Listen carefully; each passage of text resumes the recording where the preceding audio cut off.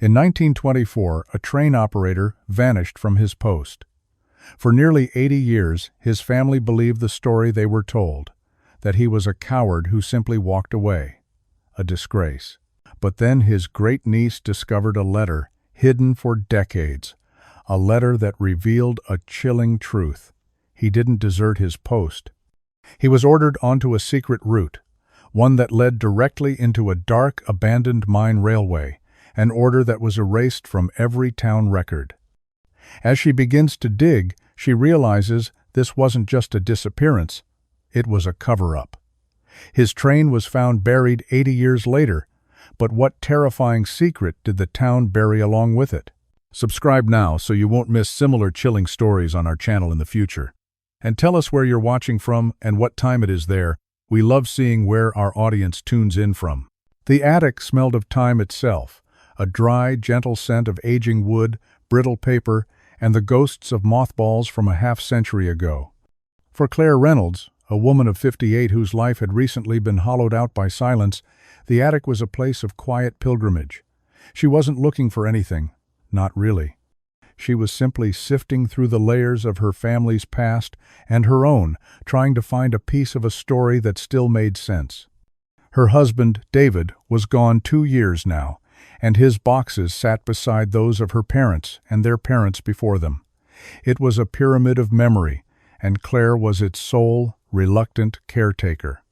Dust motes danced like tiny spirits in the single beam of light from the dormer window, illuminating a large, leather-bound Bible resting atop a stack of old photo albums. It was her grandmother's, its cover, cracked and worn smooth by generations of hands seeking solace within its pages. Claire ran her fingers over the embossed gold lettering, now faded to a dull bronze. She had no intention of opening it, but as she lifted it, something shifted inside, a slight, uneven weight. Curiosity, a gentle and almost forgotten feeling, stirred within her. She laid the heavy book on an old sea chest and let the cover fall open. The pages, thin as insect wings, whispered as they settled. And there, tucked between the Psalms and the Proverbs, was an envelope. It was a pale, brittle thing, the color of old bone, its edges softened by the passing of 80 years. There was no address, only a name written in a faded, spidery script that was almost illegible. For my family. Her heart gave a little skip, a small flutter of unease and anticipation. This felt sacred, a secret intentionally left behind. With trembling fingers, she carefully worked the sealed flap, the old paper threatening to crumble into dust. Inside was a single, folded sheet. The handwriting was the same as on the envelope, the ink a watery sepia.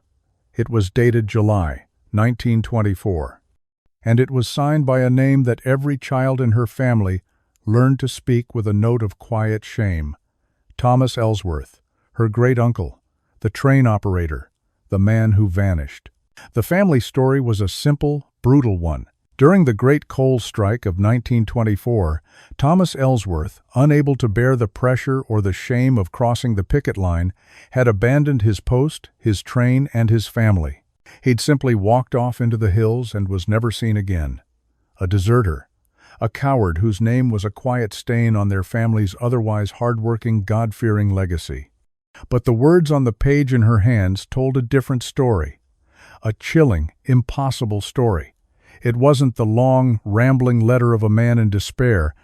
It was short, the words stark and urgent, as if written in a hurry by a man who knew his time was running out. "I don't have much time," it began. "The foreman came to me tonight.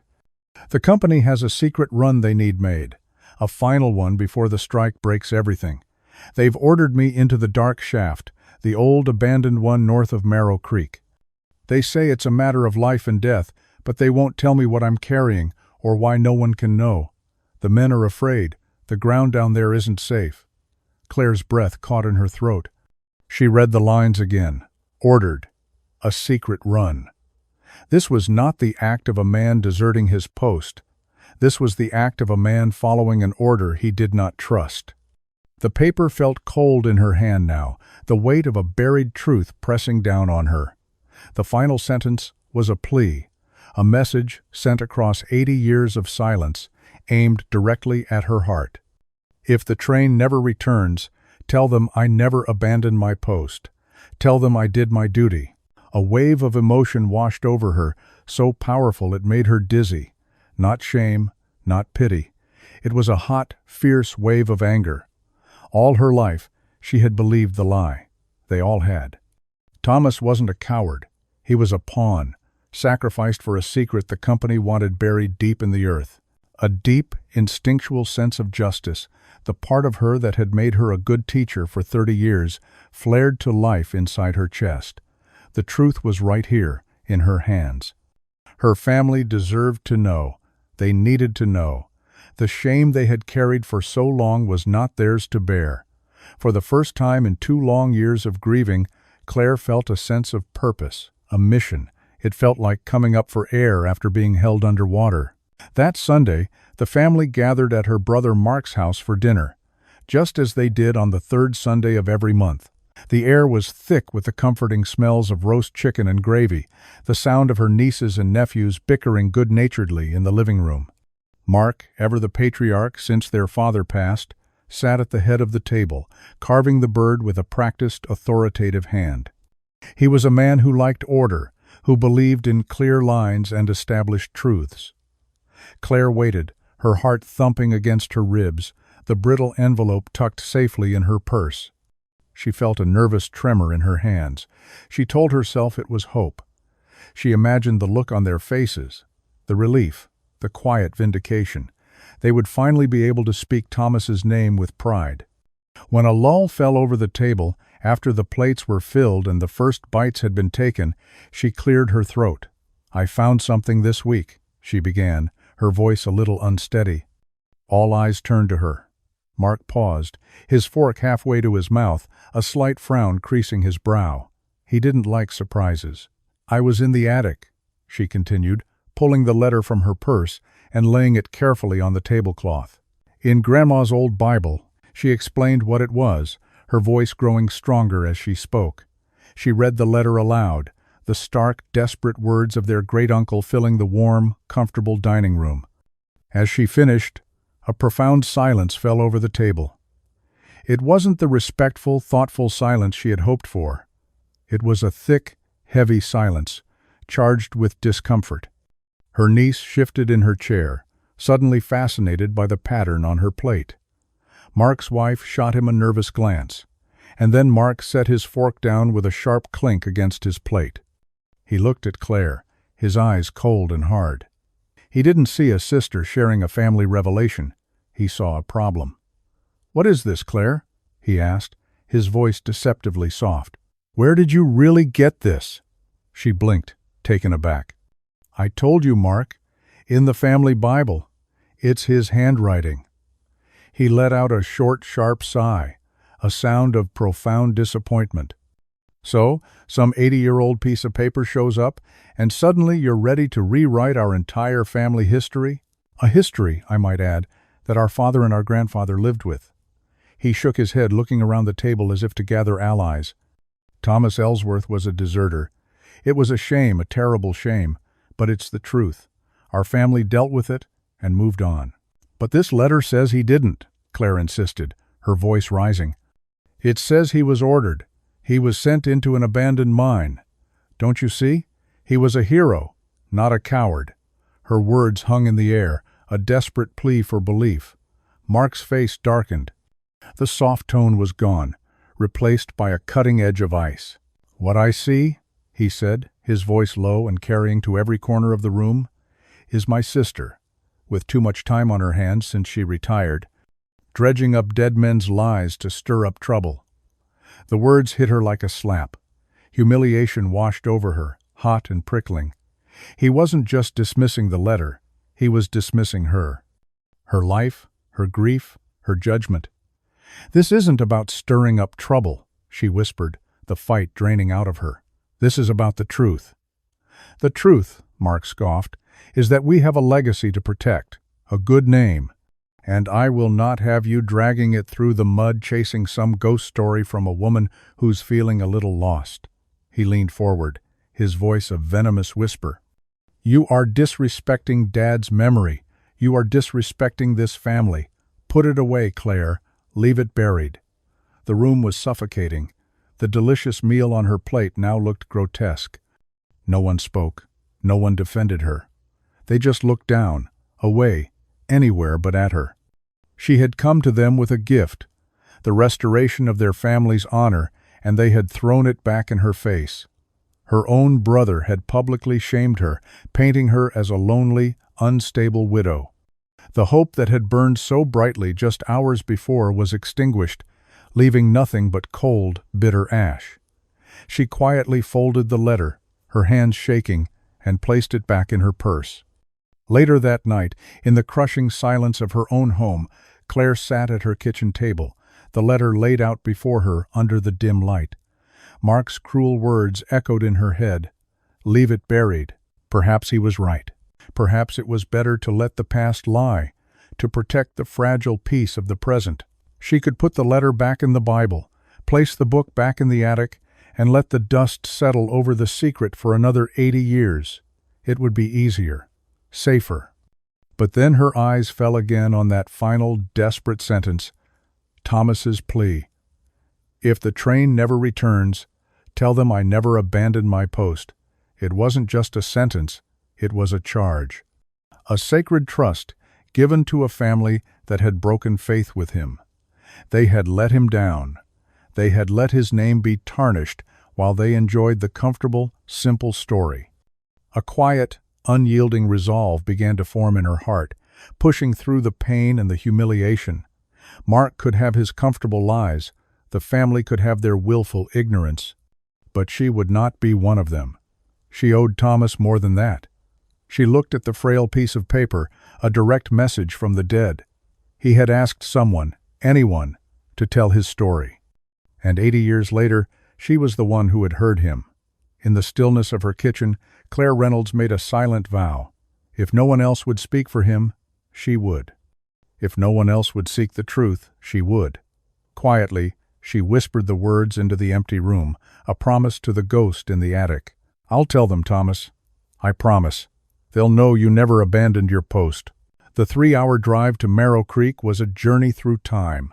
As Claire's small sedan left the sprawling suburbs and predictable highways behind, the landscape began to buckle and fold into the green, brooding hills of coal country.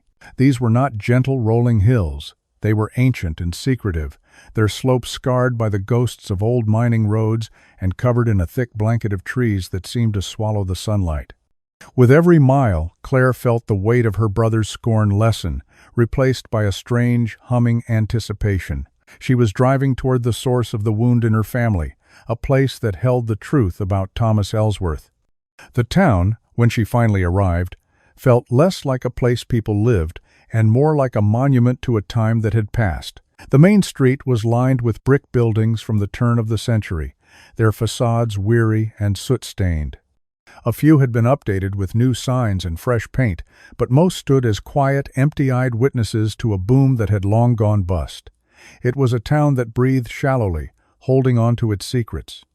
Claire felt a powerful sense of connection here, a feeling of coming home to a place she'd never been. This was Thomas's world. He had walked these streets, breathed this air. The thought gave her a surge of strength, a quiet rise of hope that felt both fragile and fierce. The Marrow Creek Town Archives were housed in the basement of the library, a cramped, low-ceilinged room that smelled of acidic paper and damp stone. A single flickering fluorescent light cast long dancing shadows over towering shelves of bound ledgers and cardboard boxes. For a retired teacher and amateur historian, it was a sanctuary.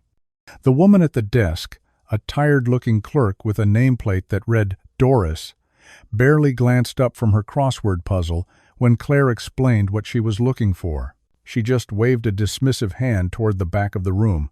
1920s are over there, she mumbled. Knock yourself out. Alone in the silence, broken only by the hum of the overhead light, Claire felt a thrill of purpose. This was where the official story lived, and where, she hoped, its cracks would begin to show. She started with the local newspaper archives, spooling through microfiche of the Marrow Creek Miner. She found plenty about the strike of 1924, fiery editorials, lists of striking workers, reports of tense standoffs at the mine gates. She saw the name of the mining company foreman mentioned several times, a man named Josiah Hale. The name pricked at her memory, but she couldn't place why. She kept digging, her fingers growing grimy with dust as she pulled down heavy ledgers containing town council minutes and payroll records for the railroad. And that's when she found the first inconsistency. The payroll ledger for July 1924 had a page torn out, not ripped accidentally, but sliced neatly with a blade, leaving a thin, ragged stubble behind. The dates would have covered the week Thomas disappeared. A cold knot formed in her stomach. Coincidence? It didn't feel like it. Then, she found a brief entry in the town clerk's log about a geological incident report filed on July 15th, the day after Thomas vanished. It mentioned a minor structural compromise in the old Northridge mine, the same abandoned mine his letter had named. But when she searched for the corresponding report, it was gone. The file number was listed, but the folder itself was missing from the cabinet. Frustration mounted, hot and sharp. This wasn't just neglect. This was intentional. Someone had scrubbed the records. Someone had gone to a great deal of trouble to make sure that whatever happened during that week in July was erased. The hope she'd arrived with began to curdle into a grim, unsettling certainty.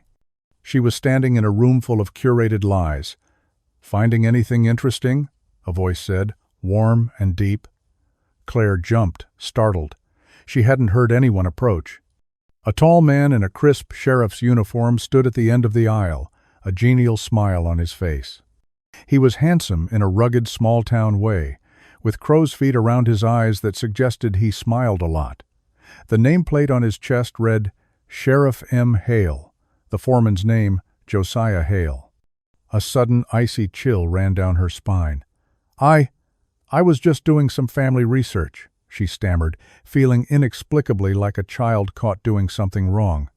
He ambled closer, his presence seeming to shrink the already small room. "Well, you've come to the right place. I'm sort of the unofficial town historian," he said with a folksy chuckle.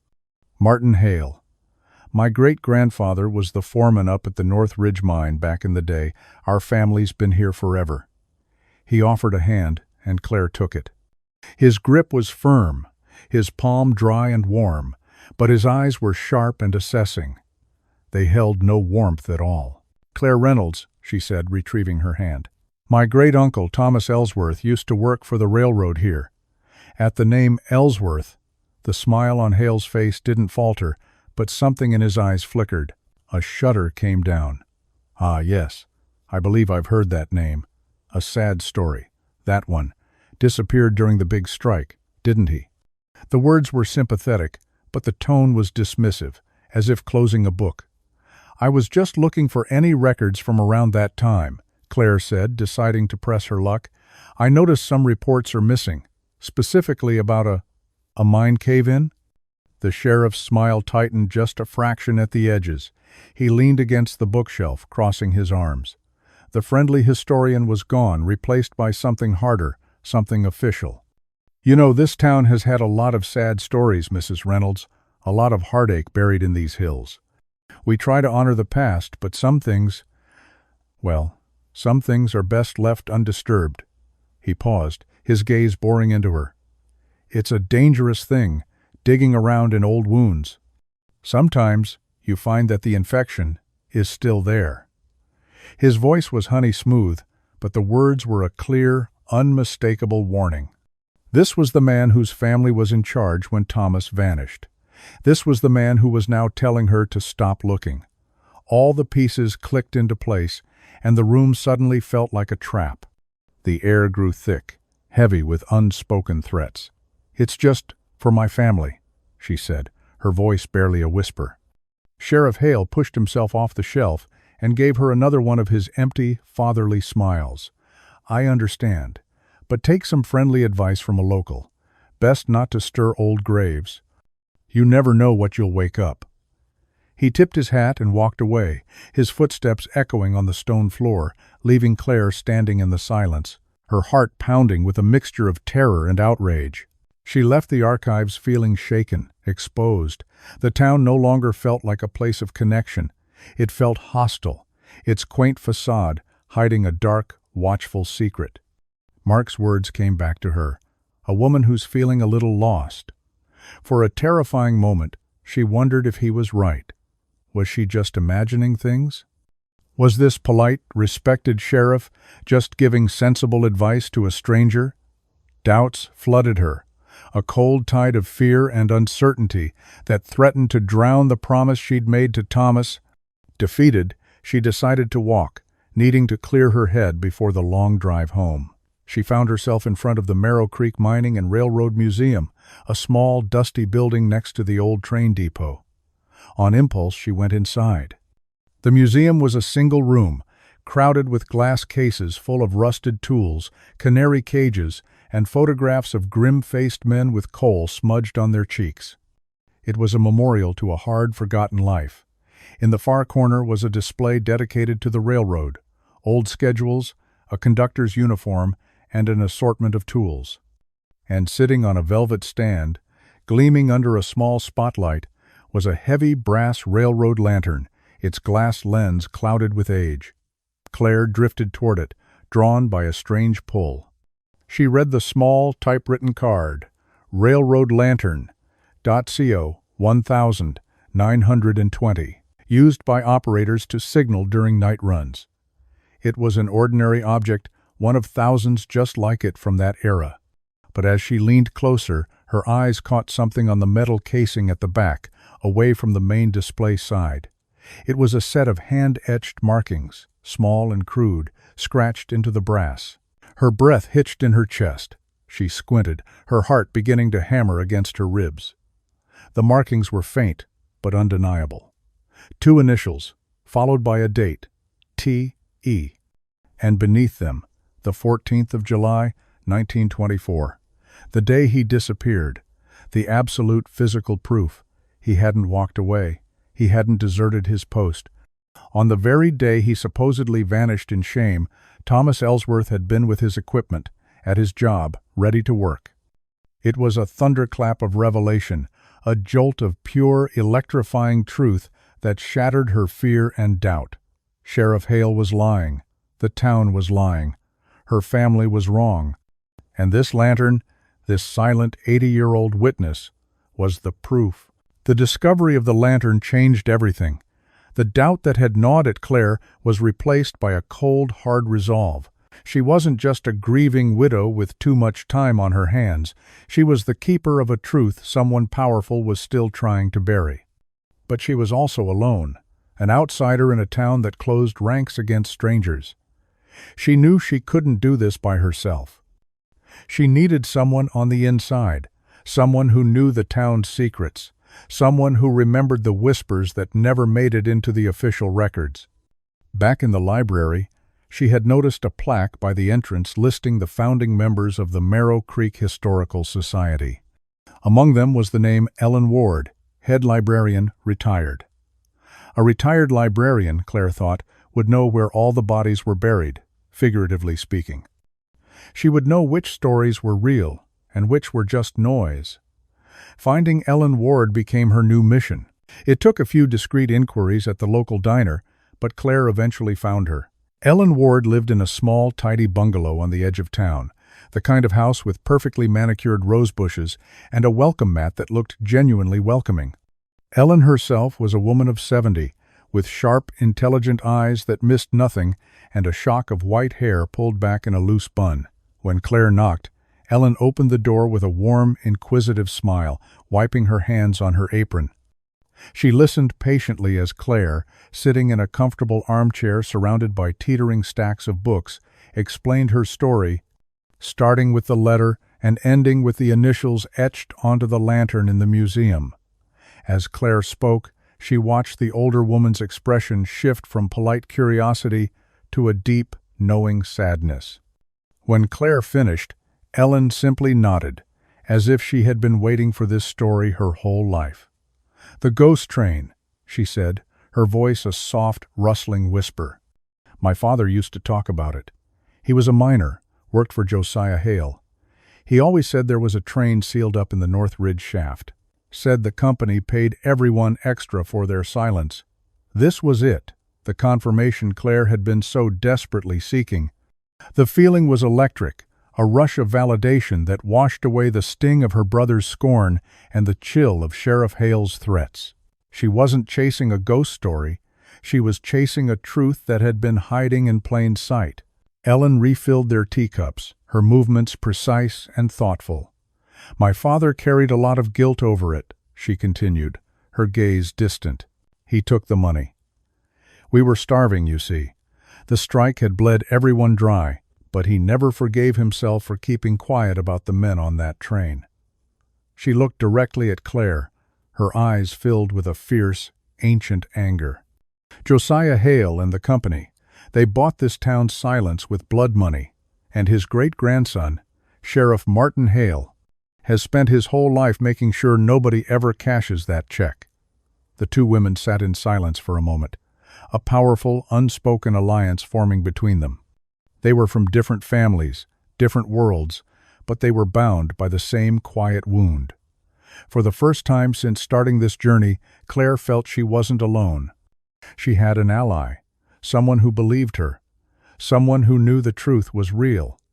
The feeling was like a deep, fortifying breath, a moment of profound relief and belonging. "There are other records," Ellen said, her voice now crisp and businesslike, the librarian taking over. "The county archives, over in Bristol. The mining company had to file claim maps and geological surveys there. They couldn't scrub those records as easily as they could the ones here in town." Hope surged in Claire, bright and powerful. A new path had opened up. The next morning, Claire drove to her motel, feeling more optimistic than she had in days, only to find Sheriff Hale's cruiser parked in the lot. He wasn't there by coincidence. He was leaning against the fender, cleaning his sunglasses with a small cloth, the picture of casual authority. But as she approached, his friendly mask was gone. His eyes were flat, hard chips of ice. "Mrs. Reynolds," he said, his voice stripped of all its previous warmth. "I heard you were making friends, chatting with old Ellen Ward." The words were a clear message. "I'm watching you." A prickle of fear ran down Claire's spine. How could he possibly know about her visit to Ellen? Was he having her followed? The small town suddenly felt like a prison, with him as the warden. "Ellen is a lovely woman," Claire said, forcing a calmness she did not feel into her voice. "We had tea." Hale let out a small, humorless chuckle. "She's a lonely old woman who likes to tell stories. Don't let her fill your head with nonsense." He took a step closer, invading her personal space. The smell of cheap coffee and something vaguely menacing, like gun oil, clung to him. "I gave you some advice yesterday," he said, his voice dropping to a low, intimidating growl. "I suggested you let the past lie. I'm not going to suggest it again." The threat was no longer veiled. It was raw and real.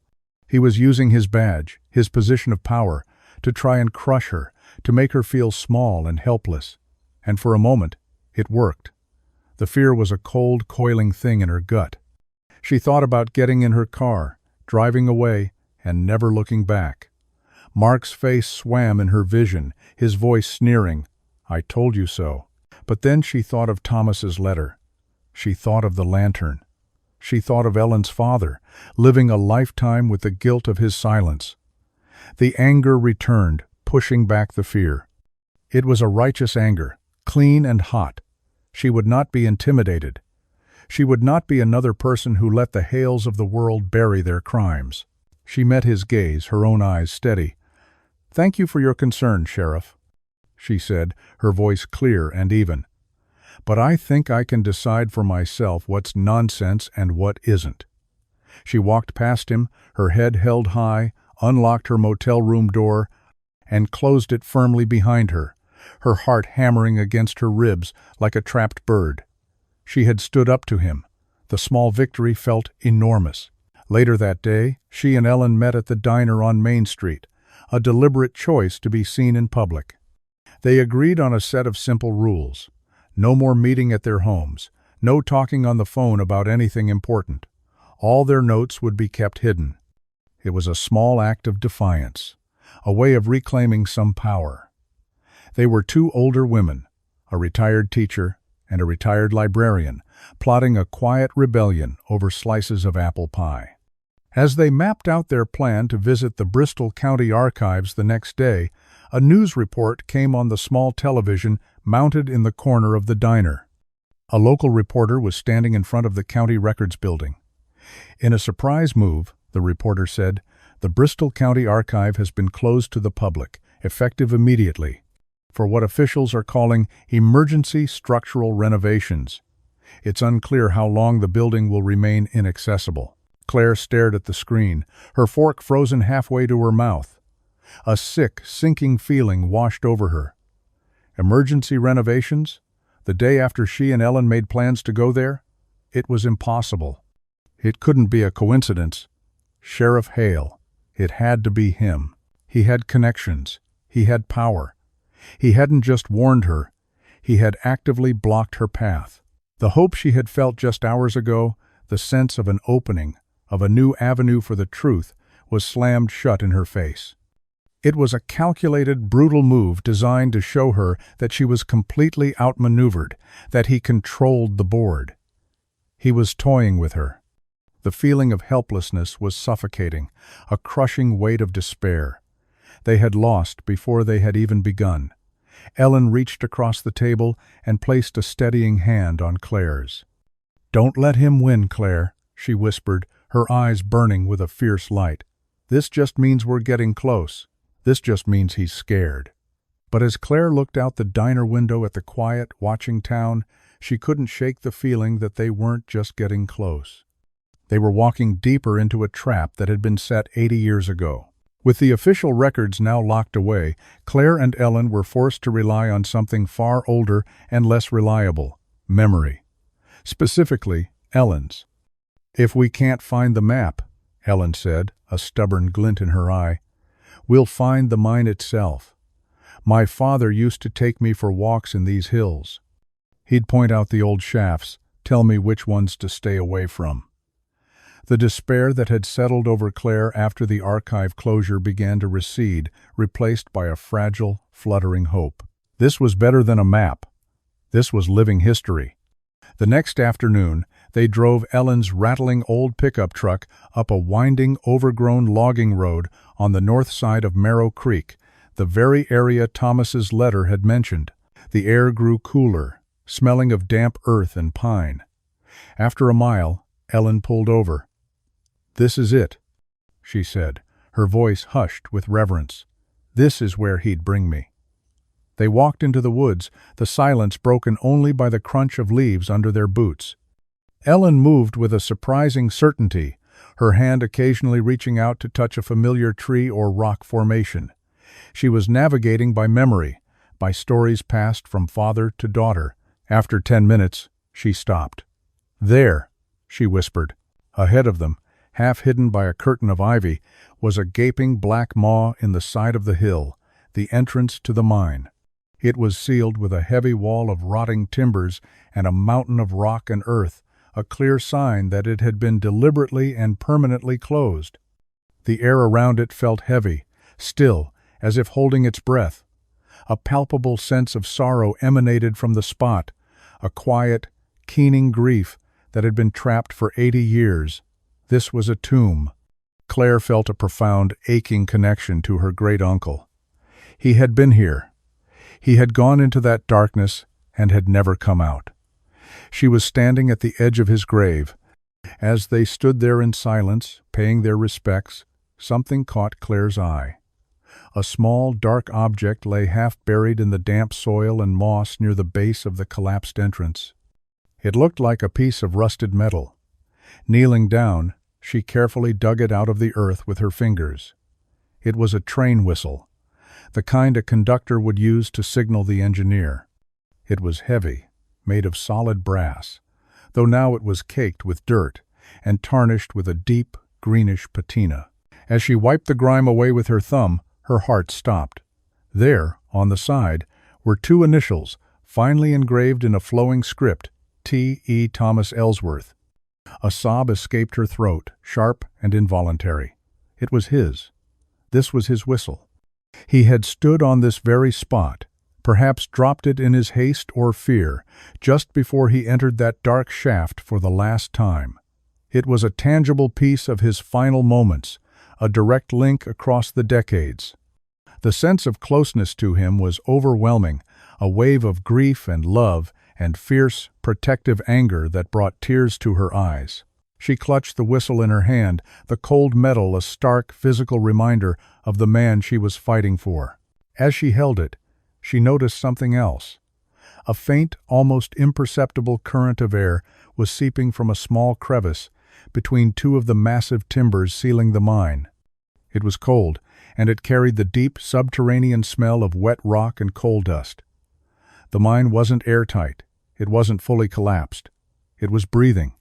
A shiver that had nothing to do with the cold ran through her. The ghost train wasn't just a story. The sealed-off shaft was real, and it was right there, just beyond the barrier, waiting. That fragile hope she'd been nursing hardened into a near certainty. They were on the right path. They were standing on the very precipice of the truth. That evening, as a storm rolled in over the hills, turning the sky a bruised purple, Claire returned to her motel. The elation she felt from finding the whistle was still thrumming through her, a warm, steady current. She had physical proof, something she could hold in her hand. But her excitement was short-lived. When she put the key in her car door to lock it for the night, it wouldn't turn. Confused, she tried again. It was jammed. Then she noticed it, a thin, almost invisible wire, wedged deep inside the lock mechanism. It was deliberate. Someone had tampered with her car. Stranded. The word exploded in her mind, stark and terrifying. The rain began to fall in heavy, sheeting curtains, and the wind howled through the motel parking lot. She was alone, her only means of escape disabled, in a town where the sheriff himself had threatened her. Panic, cold and sharp, seized her. This was Hale's work. It had to be. This was his escalation, his way of moving from veiled warnings to direct, physical intimidation. He wasn't just trying to scare her off anymore. He was trapping her. She fumbled for her phone to call a tow truck, but there was no signal. The storm had knocked out the cell service. A wave of utter helplessness washed over her. The town, which had seemed hostile before, now felt actively malevolent, a living entity that was trying to swallow her whole. The isolation was absolute. Mark's mocking face returned, his words echoing with the wind. "You're in over your head, Claire. You're going to get hurt." The terror was so intense, she felt she might suffocate. Her heart hammered against her ribs, and for a wild, irrational moment, she felt as if Hale was watching her from one of the darkened windows of the motel. The desire to give up, to simply curl into a ball and weep, was immense, but then she felt the hard, cold weight of the whistle in her pocket. Thomas's whistle. She thought of him, alone in the dark, facing something far more terrifying than a sabotaged car. He hadn't given up. He had done his duty, right to the end. His quiet courage, reaching across 80 years, gave her a sliver of strength. She couldn't quit. Not now. Not when she was this close. Pulling her coat tightly around her, she ran through the blinding rain, not toward her room, but toward the one beacon of light she could see at the end of the street, the steeple of the old town church. The door was unlocked. She slipped inside. The silence of the sanctuary, a startling contrast to the fury of the storm outside. The air smelled of old wood, candle wax, and a faint hint of incense. It was a place of peace, a refuge. She sank into a pew in the back, shivering, soaked to the bone but safe. In the dim, quiet holiness of the church, she took out the whistle. She ran her thumb over the cool, smooth metal, over the initials of the great uncle she had never known, but now felt so fiercely connected to. The emotional roller coaster of the day, the triumph of the discovery, the terror of the sabotage, the desolation of being stranded left her feeling raw and exposed. She bowed her head, not in any formal prayer, but in a silent communion with the man who had carried this object. She felt closer to him in that moment than she had to anyone, even her late husband, in a very long time.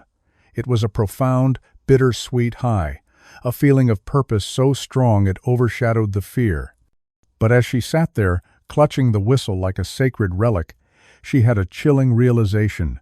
This was no longer just about uncovering a historical injustice. This had become a dangerous, personal fight. Someone in this town, most likely the sheriff, didn't just want the past to stay buried. They were willing to strand her, to threaten her, to do whatever it took to stop her from digging. The stakes had been raised. Her personal safety was now on the line. The thought was a plunge back into the cold, dark waters of fear. She wasn't just solving a mystery anymore. She was fighting for her own survival. The night Claire spent huddled in the church was one of the longest of her life. Every creak of the old building, every rattle of the stained glass windows in the wind, sent a fresh jolt of fear through her.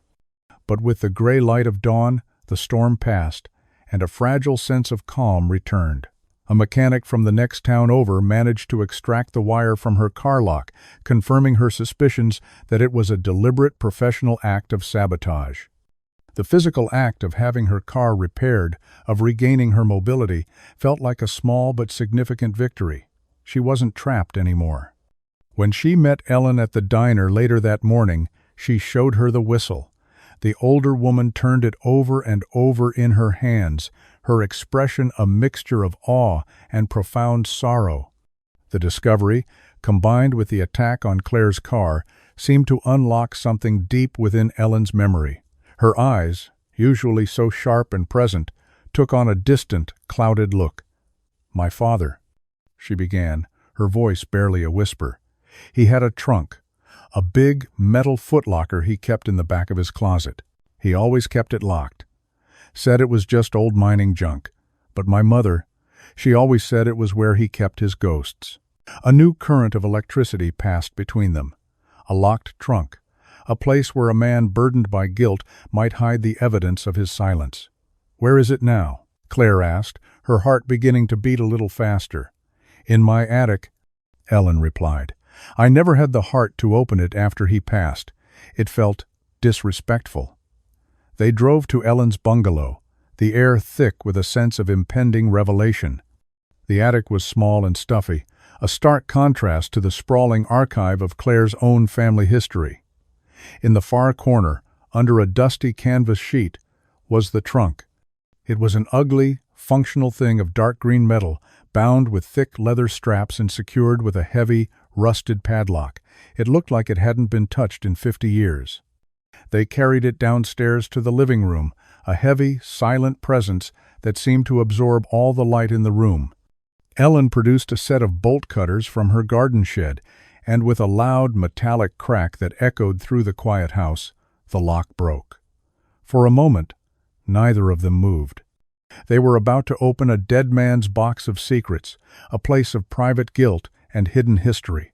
It felt like a desecration, a violation, but the need to know, the pull of the truth, was stronger. Claire nodded at Ellen, and together they lifted the heavy lid. The inside was not filled with mining junk. It was filled with paper, neatly stacked bundles of receipts, work orders, and at the very top, a thick, leather-bound book. A ledger. Ellen lifted it out, her hands trembling slightly, and placed it on the coffee table. The cover was unmarked, but when she opened it, the first page read, "Marrow Creek Mining Co. Unofficial shipments, 1,924. Claire's breath caught in her throat. This was it. This was the real history, the one that had been scrubbed from the town archives. They began to turn the pages, their fingers tracing the neat columns of names, dates, and payments. It was a record of all the off-the-books work the company had done that year, the secret runs, the payments made to buy the silence of the miners. And then they found it. A page dated July 14, 1924. It was a list of names, 23 of them, miners and a railroad crew, each with a dollar amount next to their name, a sum far larger than their usual pay. And at the bottom of the page, a single, chilling entry. The handwriting was stark, the ink darker than the rest, as if pressed into the paper with immense force. It read, Train #7. Operator T. Ellsworth.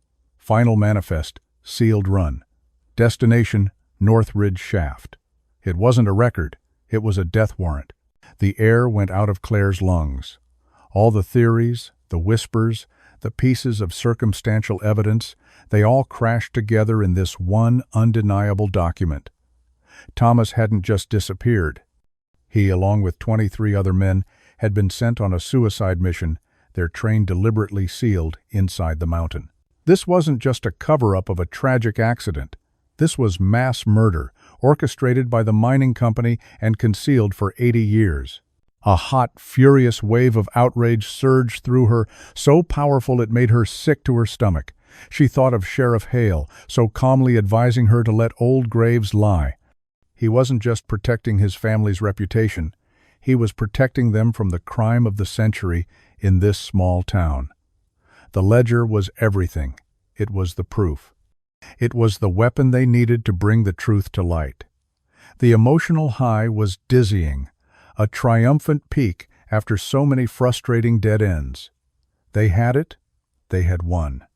That evening, back at her motel, Claire felt a profound sense of peace. The puzzle was solved. The journey was nearly over. Exhausted but vindicated, she decided she would leave Marrow Creek in the morning. She would take the ledger, go to a real newspaper in a bigger city, and expose the entire rotten history of this town and the Hale family. She carefully placed the ledger in her suitcase, but something made her hesitate. The book felt too important, too dangerous, to leave unguarded. What if something happened? Thinking of her grandmother's Bible, the place where this all began, she made a decision. She carefully tore a single page from the back of the ledger, the final, damning page with Thomas's name on it, and slipped it between the pages of the Bible she always kept in her travel bag. It felt safer, like hiding a secret within a secret. It was a small act of caution, an insurance policy. She fell into a deep, dreamless sleep, the first she'd had in weeks. She was woken by a noise, a sharp, splintering crash from the front of her room. Her eyes flew open. The room was dark, but she could see the silhouette of a large figure standing just inside her doorway. The lock had been broken, the door jamb shattered. Pure, primal terror, cold and absolute, shot through her. It was a man, dressed in black, his face obscured by a ski mask. He moved with a swift, brutal efficiency, not even glancing at her. His target was clear. He went straight for her suitcase, flipped it open, and seized the ledger. He didn't look for anything else. Not her purse, not her wallet, just the book. Claire was paralyzed, frozen in her bed, her mind screaming but her body refusing to move. It was a home invasion, but it felt more like a military operation, precise, targeted, and terrifyingly impersonal. The man was in and out in less than 30 seconds. He turned, the ledger clutched in his hand, gave her a single, menacing look, and was gone, melting back into the darkness. The only sound was the wind whistling through her broken doorway and the frantic, suffocating beat of her own heart. The relief of her victory, the triumphant peace she had felt just hours before, was gone, violently ripped away. In its place was a gaping void of violation and fear. The ledger was stolen. Her proof was gone. The entire investigation had been wiped out in a matter of seconds. As the adrenaline began to fade, a single, devastating thought rose through the panic. Hale. He hadn't just sabotaged her car or closed an archive. He had sent someone to physically invade her room, to threaten her, to steal from her. He was a monster, a criminal hiding behind a badge. Despair threatened to swallow her whole. It was over. She had failed Thomas. But then, as her trembling hands reached for the lamp on the nightstand, her fingers brushed against the familiar leather of her travel Bible. And she remembered. The page. The single, torn page with Thomas's name on it. He hadn't gotten it all. In her moment of fear and desperation, a tiny spark of defiance ignited. He thought he had won. He thought he had taken everything, but he was wrong. She still had a piece of the truth. And now, this wasn't just about justice for her great-uncle. This was about vengeance. There was no point in calling the police. The police was the man who had done this. After the break-in, the motel room felt contaminated, unsafe. Claire didn't sleep again that night. She sat in a chair propped against the shattered door, the single torn page from the ledger clutched in one hand and Thomas's whistle in the other. The initial terror had subsided, calcifying into a cold, diamond-hard fury. Sheriff Hale had made a critical mistake. He thought that by taking the ledger, he had taken her voice, her power. But he hadn't. He had only confirmed how terrified he was of the truth, and in doing so, he had transformed her quest for justice into a personal war. The single page was not as damning as the full ledger, but it was a start. It was a name, a date, a destination. It was an accusation, but without the train itself, it was just a story. They needed more. They needed to find a way into that mine. But how? She and Ellen were two older women with no knowledge of mining, engineering, or how to get past a deliberately collapsed entrance. They were at a dead end. The next day, desperation drove Claire to do something that felt both reckless and necessary. She sought out the one person in Merrill Creek who might have the technical knowledge they needed, even if he was the last person who would want to help her. His name was David Carter, a mining engineer in his mid-40s who worked for a modern extraction company that was surveying the area for new coal seams. She had seen his company's truck around town. Ellen had warned her against it. "Carter's a company man, through and through," she'd said. "He believes in data, not ghost stories. He'll laugh you out of his office." But Claire was out of options. She found him at a small, temporary office set up in a trailer on the outskirts of town.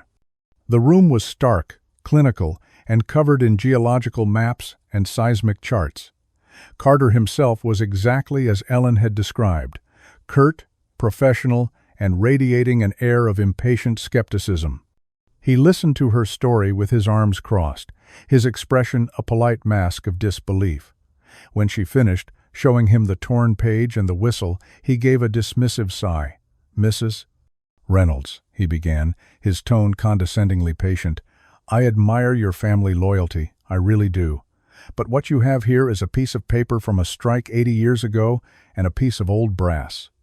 What you don't have is evidence." He gestured to the complex maps on his wall. "I've seen the surveys of this area. The North Ridge mine is a collapsed honeycomb of unstable shafts. It's been that way for a century. There is no sealed train in there because it's geologically impossible for it to have survived the collapses." The clinical, detached way he dismissed her, the way he reduced Thomas's entire existence to a geological impossibility, infuriated her. It was a different kind of violence than Hale's, but it felt just as brutal. He was using his expertise as a wall, a way to shut down a truth he didn't want to see. "It's not a story," Claire said, her voice shaking with a mixture of anger and frustration. "Men died in there. My great-uncle died in there." Carter just shook his head, a pitying look on his face. "I'm sorry for your loss, but I deal in facts, not folklore.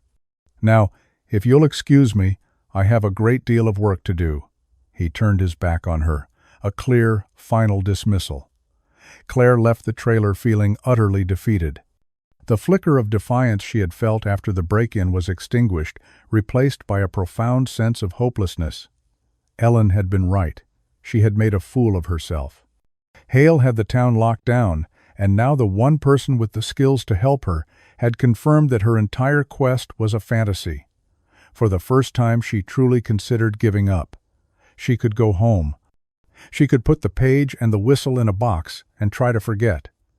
Mark's smug face, his patronizing, "I told you so," would be almost unbearable, but maybe he was right. Maybe some things really were best left buried. That night, she told Ellen she was leaving in the morning. The older woman didn't argue. She just looked at Claire with a deep, weary sadness in her eyes, a shared sense of a battle fought and lost. The next morning, as Claire was packing her suitcase, there was a knock on her motel room door. Her heart leaped into her throat, thinking it was Hale, come to finish the job. But when she peered through the peephole, she saw David Carter. He looked different. The arrogant certainty was gone, replaced by a deep-seated unease. He looked like a man who hadn't slept. She opened the door, and he spoke before she could. "Your story," he said, his voice low and strained. "It bothered me. I couldn't get it out of my head." He was holding a long, rolled-up tube of drafting paper. "Last night I went into my company's deep archives. Not the current geological surveys, but the old property assessment maps from when they first bought the mineral rights to this land back in the 50s. He walked into her room and unrolled the map across her bed. It was an old, brittle schematic of the Marrow Creek Hills, covered in faded blue lines and annotations. The company that ran the mine in the 20s, Marrow Creek Coal, they sold the land after the strike. Their official maps, the ones they filed with the county, show the North Ridge shaft as a simple, collapsed dead end. Just like I told you." He paused, then pointed a trembling finger at a section of the map she was looking at. "But this map, this is from the private surveyor the new company hired. Before they bought the land, they wanted to know what they were really getting. This map is the truth." He pointed to the area marked North Ridge. On this map, it wasn't a dead end. A thin, faint blue line branched off from the main shaft just before the indicated collapse. A spur line. A hidden railway that tunneled deep under the hills, a route that didn't officially exist. "It's an abandoned line," Carter whispered, his voice full of a horrified awe. "They must have sealed the entrance to both the main shaft and this secret spur line at the same time, then filed maps that only showed the main one. Anyone looking would think the whole thing was just a pile of rubble." The implications were staggering. Hale hadn't just erased a story. His family had literally erased a piece of geography from the map. The elation that surged through Claire was dizzying. It was a resurrection of hope, a powerful, vindicating wave of certainty that washed away all her despair. She looked at David Carter, seeing not a dismissive skeptic, but a man of science whose integrity had forced him to follow the data, even when it led to an inconvenient truth. He had become a reluctant but essential ally. But the feeling of triumph was short-lived. As they continued to trace the faint blue line on the map, Claire's blood ran cold. The spur line didn't just hold one destination. Carter pointed to a series of smaller, secondary tunnels branching off from the main spur, each one ending in a small square symbol. "What are those?" Claire asked, a sense of dread growing in her stomach. Carter swallowed hard, his face pale. "According to the surveyor's legend," he said, his voice barely audible, "that symbol means terminus point. Sealed." He was marking every place they deliberately closed off. He looked up at her, his eyes wide with the horrifying scale of the discovery. "Mrs. Reynolds," he said, "your great-uncle's train. I don't think it was the only one. The story wasn't about a single missing train. It was bigger, so much bigger. This wasn't a grave. It was a cemetery." The discovery of the secret map and the horrifying implication of multiple sealed tunnels galvanized the small group. Fear was replaced by a grim, urgent sense of duty. This was no longer just Claire's family story. It was a mission to uncover a mass grave. David Carter, his professional skepticism now completely shattered, became their reluctant leader. His knowledge of mine safety and structural engineering was their only hope of getting inside without killing themselves. He identified a potential entry point on the old surveyor's map, not the main sealed entrance, but a ventilation shaft a quarter-mile up the ridge, a shaft so old and forgotten it was unlikely anyone would be watching it. Before they went any further, Claire insisted on a safety protocol. They were not law enforcement, not a professional search party. They were 3 civilians, 2 of them senior citizens, preparing to enter a collapsed 80-year-old mine. The danger was immense. They established a buddy system and a strict check-in schedule. They would tell no one else what they were doing, but if they weren't back by a designated time, a pre-written letter Claire had prepared would be sent to a state police barracks 50 miles away. It was a small precaution, but it provided a sliver of security, a feeling that they were not completely alone, not completely adrift. They entered the ventilation shaft under the cover of a moonless night. The air that puffed out to meet them was cold and dead, carrying the smell of stagnant water and deep, undisturbed earth. It smelled like a crypt. David went first, testing the rusted rungs of the iron ladder that descended into the blackness. Claire and Ellen followed, their movements clumsy and loud in the oppressive silence. The shaft opened into a narrow, low-ceilinged tunnel, shored up with rotting timbers. Their flashlight beams cut sharp, nervous circles through the inky blackness, revealing glistening walls of damp rock and the skeletal remains of rusted mining equipment. The sense of trespassing was overwhelming. This was a place of the dead, a place that had not seen the light of day or heard a human voice in generations. Every step echoed, every drip of water sounded like a gunshot. The emotional high of their purpose warred with the primal, suffocating fear of the darkness and the crushing weight of the mountain above them. This was the point of no return. As they navigated deeper, following the route on David's map, the tunnel opened up into the hidden spur line.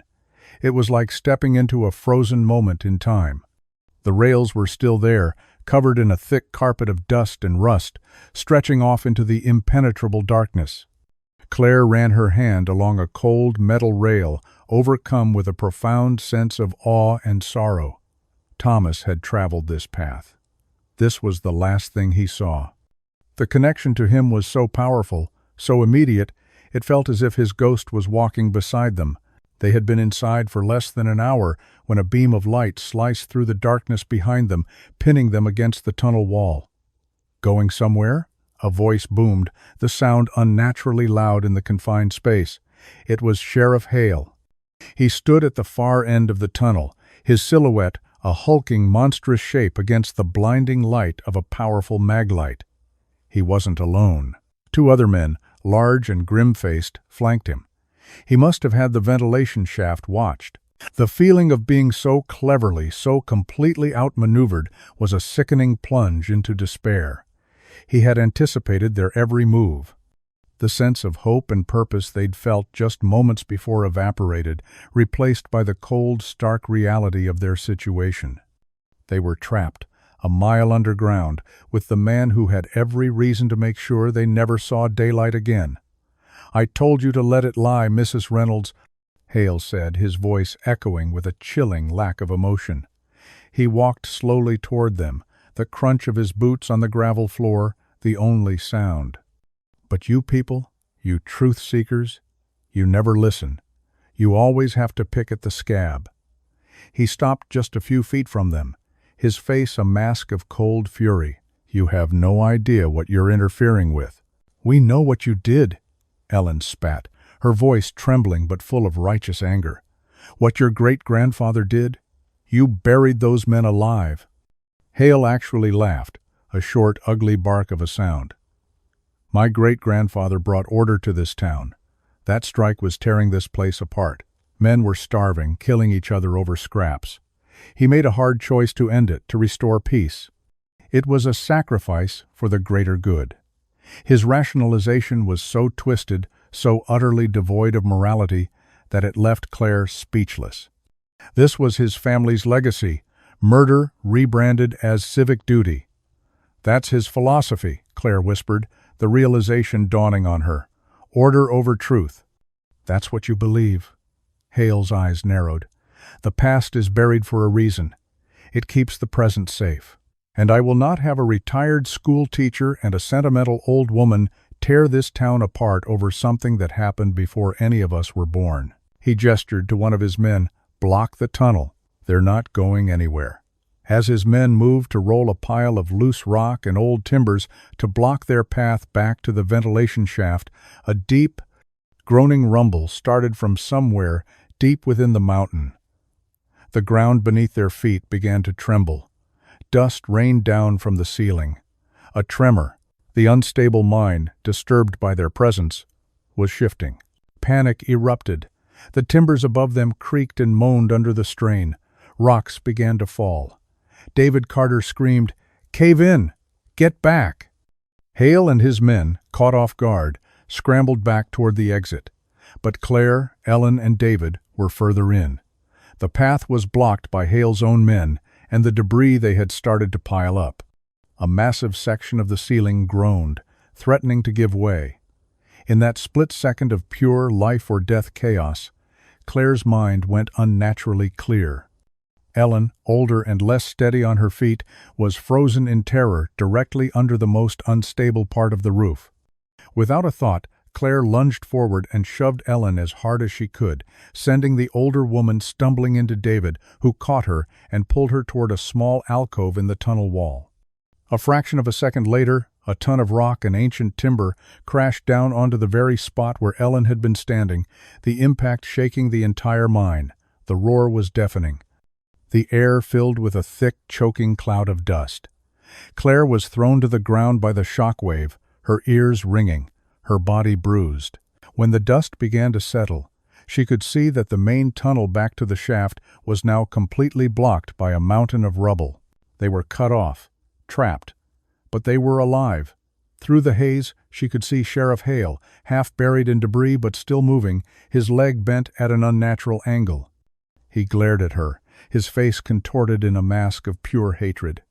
"You'll regret this," he snarled, before dragging himself away into the darkness, his men following him.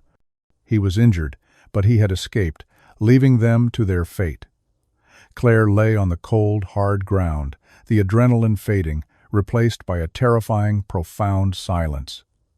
The tremor had stopped, but they were deep inside the mountain, with a dwindling air supply and no way out. Hale had tried to trap them, and now nature had finished the job for him. He had left them there to die. The silence that followed the cave-in was more terrifying than the noise. It was a thick, tomb-like silence, broken only by the rasp of their own breathing and the occasional trickle of loose dirt from the ceiling. They were plunged into an emotional low so deep it felt like the bottom of the ocean. Trapped, the words echoed in Claire's mind. A death knell. Hale had left them to die. The sheer, calculated cruelty of it was a physical blow, leaving her feeling hollowed out, defeated. Their quest for the truth had led them into their own grave. David Carter, his face pale with a mixture of fear and professional shame, was the first to move. He checked the stability of the roof with his flashlight, his engineering instincts taking over. "We're okay for now," he said, his voice a strained whisper.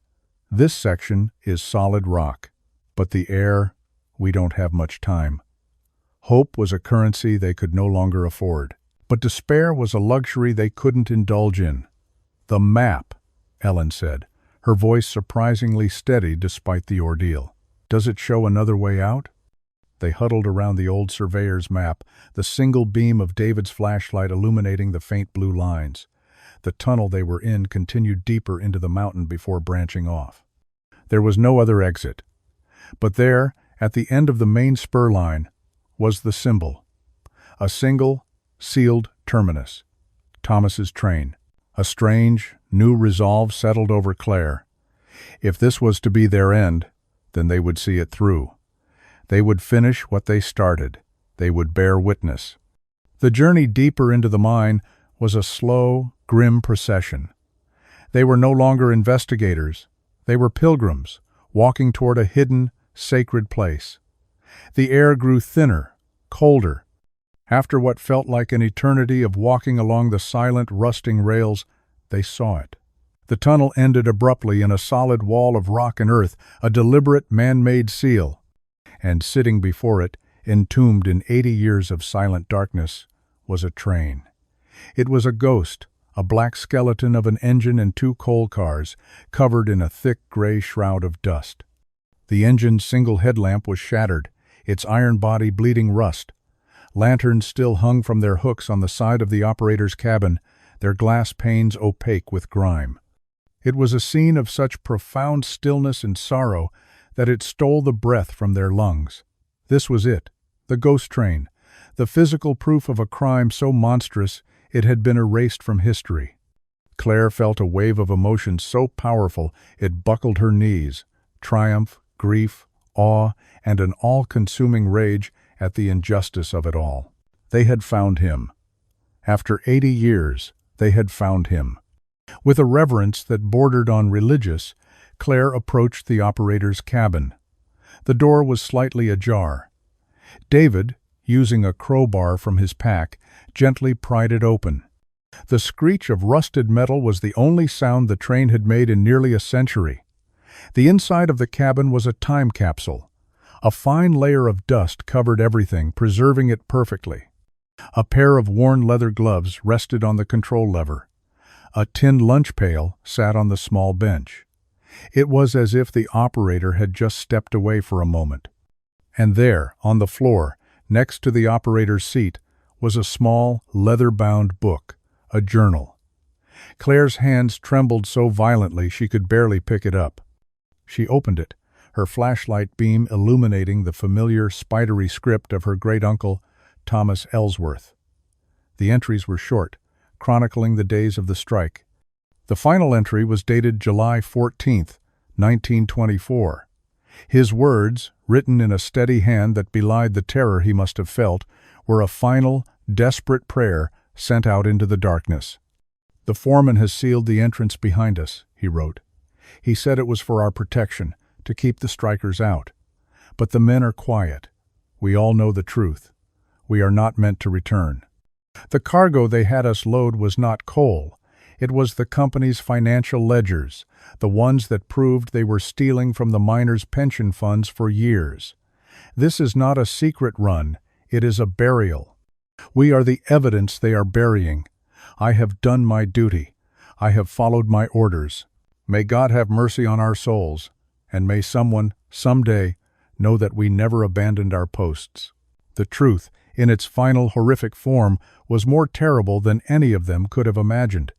This wasn't just about ending a strike or covering up a safety failure. It was about concealing a massive financial crime. Thomas and his crew weren't just victims, they were witnesses, silenced in the most brutal way possible. The weight of this final revelation was crushing. Claire sank to the floor of the train cabin, the journal clutched to her chest, and she wept.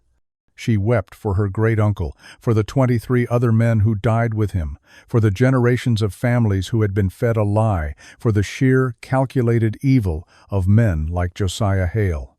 It was the lowest point of her journey, a moment of profound, soul-deep grief. She had found the truth, but the truth was a monster. It was in this moment of utter despair that they heard a distant sound, a faint, rhythmic clanging.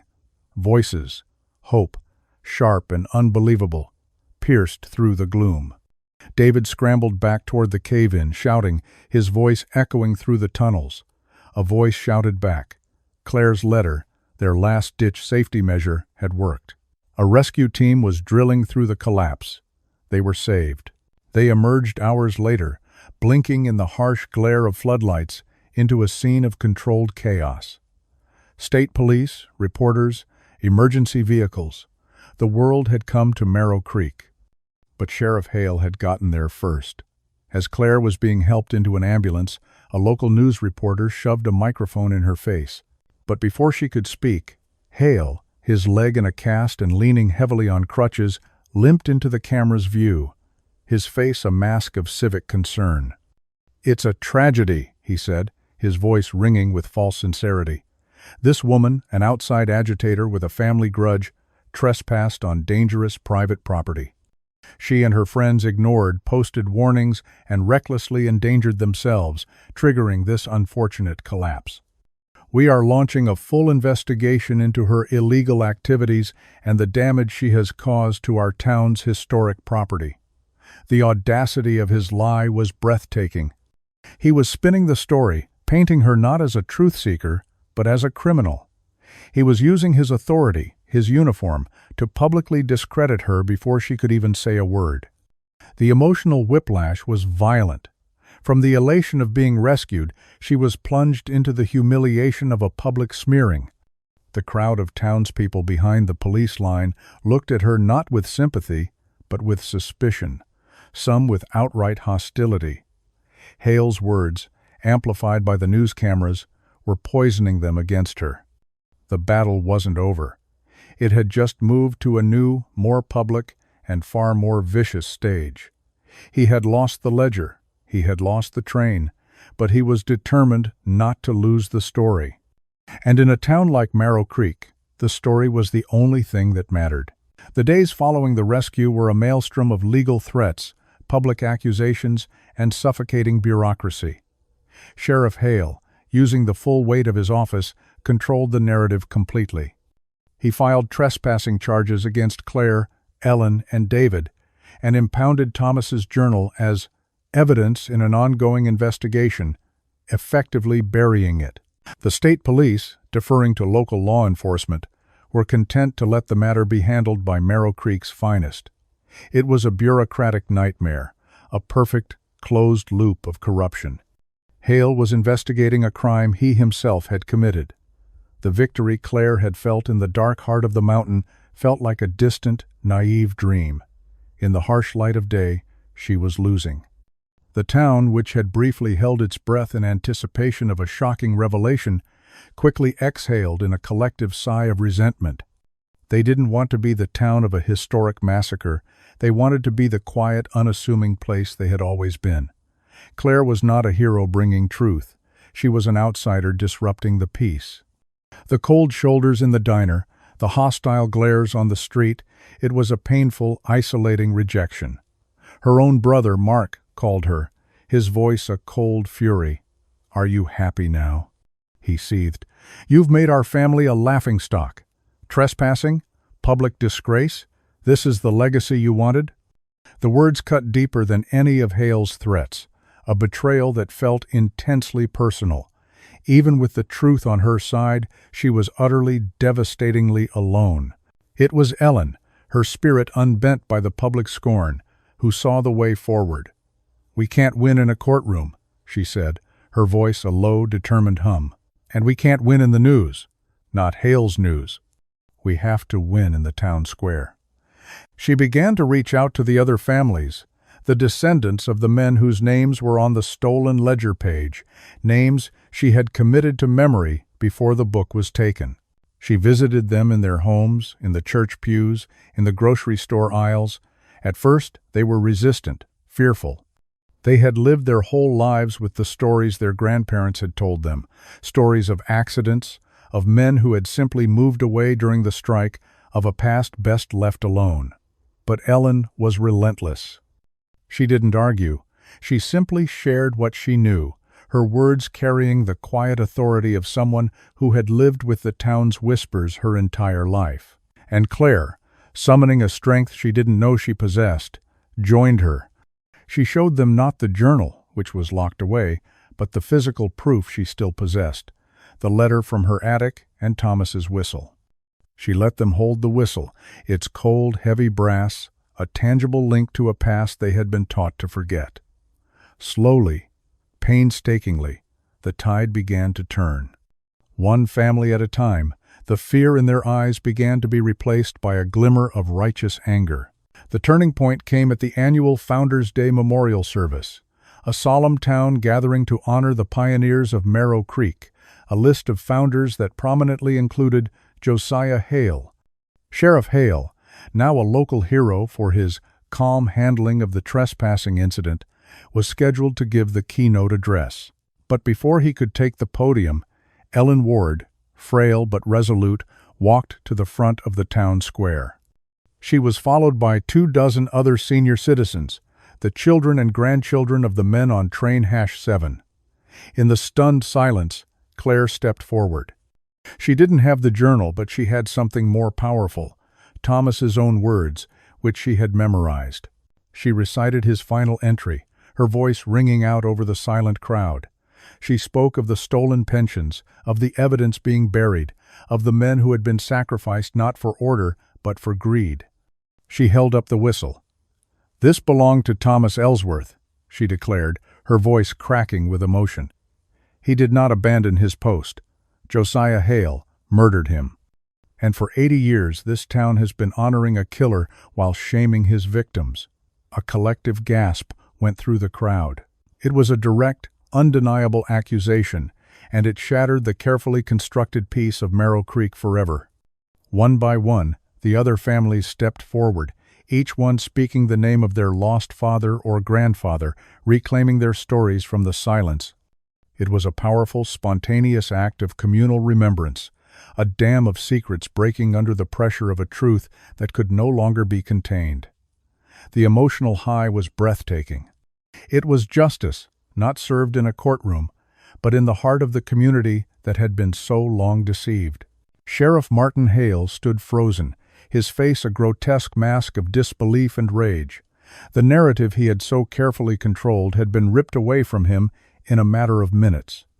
His authority, built on a foundation of inherited lies, crumbled to dust. He tried to speak, to dismiss them as hysterical, but no one was listening to him anymore. They were listening to the truth. He looked out at the sea of faces, his neighbors, his friends, the people who had elected him, and saw not respect but contempt. In a final, desperate act of defiance, he leaned into the microphone and muttered his family's tell, the phrase that had protected them for generations. Best not to stir old graves. But the words were hollow now, pathetic. They were the last gasp of a dying lie. He retreated in bitterness, disgraced, the whispers and glares of the townspeople following him like a shroud. The resolution, when it came, was quiet and bittersweet. Thomas's journal was eventually released from evidence, its contents confirming every word Claire had spoken. A new, proper memorial was erected in the town square, bearing the names of all 24 men who died on Train #7, but there was no trial. The statute of limitations for the crime had passed decades ago. The Hale family fortune, built on stolen pensions and blood money, remained untouchable. And the train itself, the state declared, was too deep, the mine too unstable, to ever be fully exhumed. The steel tomb would remain sealed forever, its secrets, and the remains of the men inside, left to the darkness. Weeks later, before she left Merrow Creek for good, Claire visited the new memorial. Her brother Mark was there. He had driven down after seeing the story on the national news, his face etched with a shame and remorse that needed no words. He simply stood beside her, placing a hand on her shoulder, a silent apology that began to mend the rift between them. Claire placed Thomas's whistle at the base of the granite slab, next to his newly carved name. She leaned close and whispered his own words back to him, a promise finally, painfully, fulfilled. You never abandoned your post. She returned home a changed woman. She had sought a small, private truth for her family and had ended up unearthing a crime that reshaped a town's entire history. The journey had cost her dearly, in peace, in safety, in family harmony. The ledger was gone, many of the specific injustices lost forever. The full scope of the crime could never be fully brought to light. But as she drove away from the green, secretive hills of coal country, she carried not just the sorrow of what had been lost, but the profound, quiet peace of a promise kept, a story told, and an honor finally, blessedly restored.